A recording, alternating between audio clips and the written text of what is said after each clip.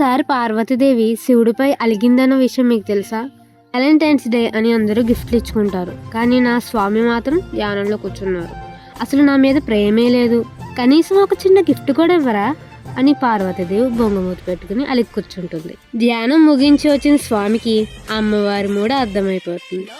ఉజ్జగిద్దామని వెళ్తే అమ్మవారు అటు తిరిగి మొహం చాటేస్తారు. సరే, గిఫ్ట్లు అంటే నగలు నాణేలు కాదు, నా చేతులతో నీకు నచ్చింది చేసి పెడతాను అని స్వామి కిచెన్లోకి వెళ్తారు.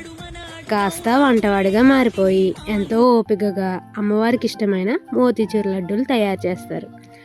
ఆ వాసనకి అమ్మవారికి నోరూరుతుంది, కానీ బయటికి మాత్రం గంభీరంగా నటిస్తుంటారు.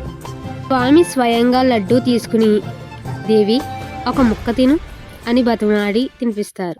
ఫస్ట్ కొంచెం మారం చేసిన ఆ లడ్డూ రుచికి, స్వామి చూపించిన ప్రేమకి అమ్మవారు ఫిదా అయిపోతారు. లోపల నా స్వామికి నా మీద ఎంత ప్రేమో అని మురిసిపోతారు.